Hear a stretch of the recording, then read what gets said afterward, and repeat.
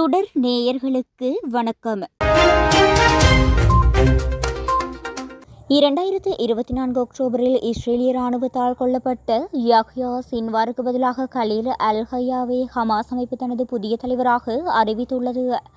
பாலஸ்தீனிய குழுவின் முன்னாள் துணைத் தலைவரும் அதன் தலைமை மன்றத்தின் 5 உறுப்பினர்களில் ஒருவருமான அல் ஹய்யா ஹமாஸின் முன்னாள் அரசியல் தலைவர் காலித் ஷெஹாலுக்கு எதிராக நடத்தப்பட்ட உட்கட்சி வாக்கெடுப்பின் இறுதிச் சுற்றில் வெற்றி பெற்றுள்ளதாக அந்த அமைப்பு திங்கட்கிழமை வெளியிட்ட அறிக்கையில் தெரிவித்துள்ளது.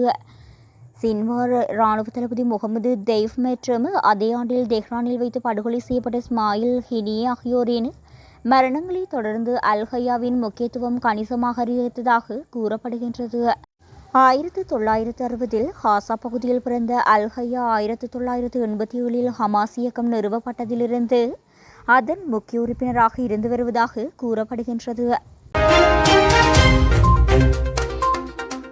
வாஷிங்டனுக்கும் தெஹ்ரானுக்கும் இடையே தாக்குதல்கள் நடந்து வரும் நிலையில் பதற்றத்தை தணிக்கும் நோக்கில் மத்தியஸ்தர்களிடமிருந்து முன்மொழிவுகளை பெற்றுள்ளதாகவும் அவற்றை ஆய்வு செய்து வருவதாகவும் ஈரான் திங்களன்று கூறியதுடன் ராஜதந்திரத்தில் தனது உறுதிப்பாட்டை மீண்டும் வலியுறுத்தியுள்ளது. மேலும் பதற்றம் அதிகரிப்பதை தடுக்க மத்தியஸ்தர்கள் பணியாற்றி வருவதாகவும் தெஹ்ரானுக்கு முன்மொழிவுகளை தெரிவித்துள்ளதாகவும் வெளியுறவு அமைச்சக செய்தி தொடர்பாளர் இஸ்மாயில் பாகாயி ஒரு செய்தியாளர் சந்திப்பின் போது தெரிவித்தார். ஈரானின் ராஜதந்திர பிரிவு நாட்டின் ஆயுதப்படைகளுடன் இணைந்து தனது பொறுப்புகளை தொடர்ந்து ஆற்றி வருவதாகவும் அவர் தெரிவித்தார். ஈரானிய தூதர்கள் தங்கள் கடமையை கைவிட மாட்டார்கள் என்றும் அதேபோல நாட்டின் ஆயுதப்படைகள் தாய்நாட்டை பாதுகாக்கும் தங்கள் கடமையை புறக்கணிக்காது என்றும் பாகாயி மேலும் கூறினார்.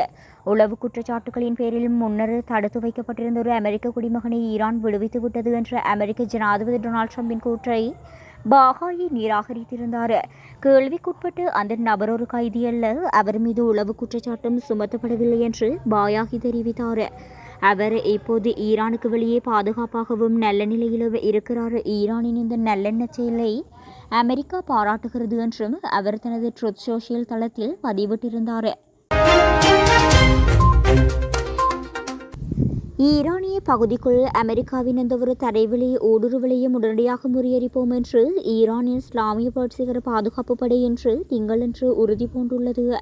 வடகிழக்கு நகரமான ஷாஹ்ரூத்தில் வான் பாதுகாப்பு படைகளை கௌரவிக்கும் விழாவில் பேசிய IRGC தரைப்படைகளின் துணை தளபதியான பிரிகேடியர் ஜெனரல் ரூலோஹோ நூரி அமெரிக்காவின் எந்தவொரு தரைவழி தாக்குதலையும் எதிர்கொள்ள பாதுகாப்பு பிரிவுகள் மிக உயர்ந்த தயார் நிலையில் இருப்பதாக தெரிவித்தார். மேலும் IRGC தரைப்படைகள் குறிப்பாக பாதுகாப்பு பிரிவில் மிக உயர்ந்த தயார் நிலையில் உள்ளன. எந்தவொரு விரோத செயலையும் அல்லது எதிரி ஊடுருவலையும் முதல் கணத்திலேயே முறியடித்துவிடும் என்று அரையரசு தஸ்னீம் செய்தி நிறுவனம் வெளியிட்ட அறிக்கைகளில் நூரி தெரிவித்துள்ளார்.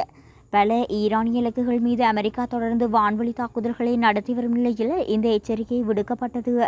இதற்கு பதிலடியாக பல பிராந்தியங்களில் நாடுகளில் அமெரிக்க இராணுவத்தால் பயன்படுத்தப்பட்டு வருவதாக கூறப்படும் வசதிகள் மற்றும் தளங்களை குறிவைத்து தெஹ்ரான் தாக்குதல்களை நடத்தியது.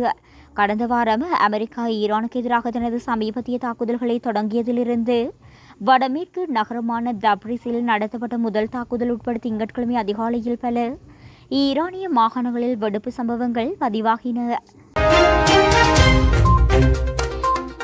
ஹோர்முஸ் நீரிணையில் 2 எண்ணெய் கப்பல்கள் வெடித்து சிதறி செயலிழந்ததாக ஈரான் கூறியதை தொடர்ந்து ஹோர்முஸ் நீரிணை வழியாக செல்லும் கப்பல் போக்குவரத்து குறித்த கவலைகள் அதிகரித்த நிலையில் அமெரிக்க படைகள் திங்களன்று தொடர்ந்து 9வது நாளாக ஈரான் மீது தாக்குதல் நடத்தின.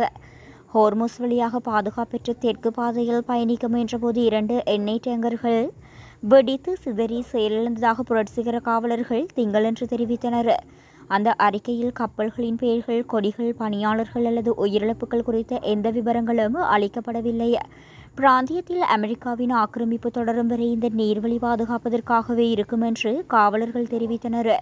மேலும் இந்த பாதை பெட்ரோலிய வேதிப்பொருட்களின் போக்குவரத்திற்கோ அல்லது ஒரு துளி எண்ணெய் மற்றும் எரிவாயுவின் போக்குவரத்திற்கோ கூட பாதுகாப்பானதாக இருக்காது என்றும் அவர்கள் எச்சரித்தனர்.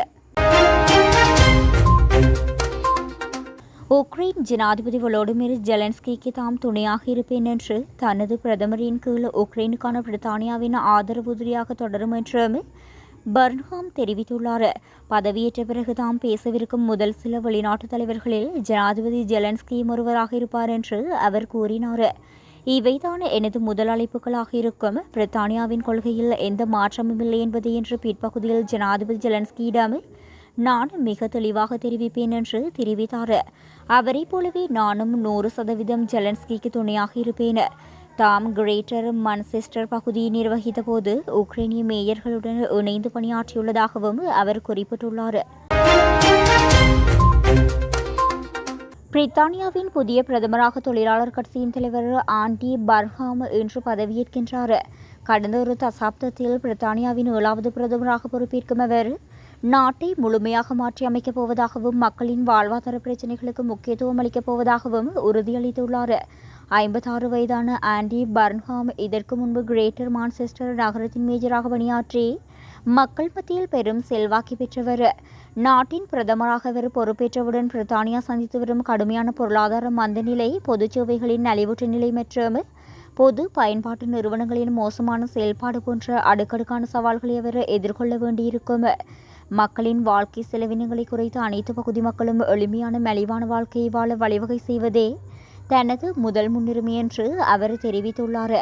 புதிய அமைச்சரவை மற்றும் கொள்கை முடிவுகள் பிரதமராக பொறுப்பேற்றவுடன் பர்ன்ஹாம் தனது புதிய அமைச்சரவையை அறிவிக்கவுள்ளார். அரசியல் ரீதியாக சட்டவிரோத குடியேற்றத்தை தடுக்க கொண்டுவரப்பட்டு வரும் பெரும் தோல்வியை சந்தித்த டிஜிட்டல் அடையாள அட்டை திட்டத்தை அவரது அரசில் ஏற்கனவே ரத்து செய்துள்ளது.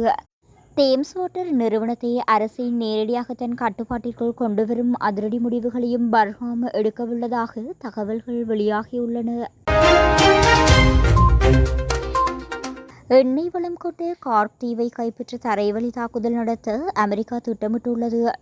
ஈரானின் கார்க் தீவில் உள்ள முக்கிய எண்ணெய் வளம் நிறைந்த பகுதியை கைப்பற்ற அமெரிக்கா முயற்சிக்கும் என தகவல் வெளியானது. இதற்காக தரைவழி தாக்குதலை நடத்தக்கூடும் என எதிர்பார்க்கப்படுகின்றது. இதுபற்றி ஈரானின் வெளியுறவு அமைச்சக செய்தி தொடர்பாளர் இஸ்மாயில் பாகிய கடுமையான எச்சரிக்கையை வெளியிட்டுள்ளார். அமெரிக்க வீரர்கள் தரைவழியே தாக்குதலில் ஈடுபட்டால் அவர்களை வரவேற்பதற்காக ஈரான் மக்கள் தயாராக காத்திருக்கின்றனர். ஈரானுக்கு எதிராக கடந்த பிப்ரவரி இறுதியில் அமெரிக்கா இஸ்ரேல் படைகள் இணைந்து தாக்குதல் நடத்தின. அப்படி தரைவழியை நெருங்கினால் அதற்கு பதிலடி தர தயாராக இருக்கின்றோம் என்றும் ஈரானும் தெரிவித்திருந்தது. இந்த சூழலில் தற்போது மீண்டும் ஈரானை தரைவழி நெருங்க அமெரிக்கா முயற்சிக்கின்றது என்று வெளியான தகவலை தொடர்ந்து இந்த எச்சரிக்கை வெளியாகியுள்ளது. அந்நாட்டின் முக்கிய எரிசக்தி பிரிவாக செயற்படுகின்ற நிலையில் நாட்டின் 90% கச்சா எண்ணெயை ஏற்றுமதி செய்யும் வகையில் குறித்த பிரிவில் வசதிகள் உள்ளன.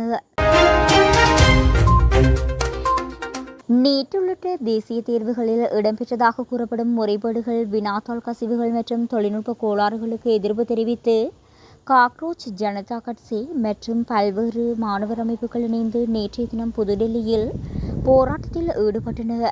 நாடாளுமன்ற மழைக்கால கூட்டத்தொடர் தொடங்கிய நாளில் நடைபெற்ற இந்த போராட்டத்தில் கல்வி அமைச்சர் தர்மேந்திர பிரதான் உடனடியாக பதவி விலக வேண்டும் என்றும் தேசிய தேர்வு முறையில் வெளிப்படையான சீர்திருத்தங்கள் மேற்கொள்ளப்பட வேண்டும் என்றும் மாணவர்கள் வலியுறுத்தியுள்ளனர்.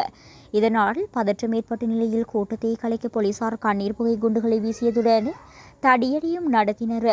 சிலர் காயமடைந்ததாக தகவல்கள் வெளியாகியுள்ளன.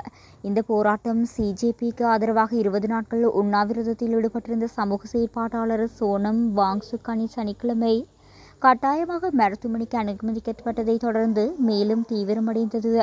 அரசு தரப்புடன் பேச்சுவார்த்தை நடத்துவதற்காக சிஜேபியின் 2 பிரதிநிதிகள் மூத்த அமைச்சர் ஒருவரை சந்தித்து தங்களது கோரிக்கைகள் அடங்கிய மனுவை கையளித்ததாக இயக்கம் தெரிவித்துள்ளது. நாடாளுமன்றத்தின் இரு அவைகளிலும் எதிர்க்கட்சி உறுப்பினர்கள் கல்வி அமைச்சர் தர்மேந்திர பிரதானின் பதவி விலகலை வலியுறுத்தி முழக்கங்களை எழுப்பியதுடன் மாணவர்களுக்கு நீதி வழங்கப்பட வேண்டும் என கோரிக்கை விடுத்தனர். பாதுகாப்பு காரணங்களுக்காக நாடாளுமன்றத்திற்குள் இருந்த மூத்த அரசு அதிகாரிகள் பாதுகாப்பான இடங்களுக்கு வெளியேற்றப்பட்டனர். நாடாளுமன்றத்தின் உள்ளேயும் எதிர்க்கட்சி எம்பிக்கள் நீட் முறைகேடு தொடர்பாக பிரதமர் மோடிக்கு எதிராக கடும் முழக்கங்கள் எழுப்பியதால் அவையும் சிறிது நேரம் ஒத்திவைக்கப்பட்டது. தற்போது நாடாளுமன்ற பகுதி பலத்த இராணுவ கட்டுப்பாட்டுக்குள் கொண்டுவரப்பட்டுள்ளது.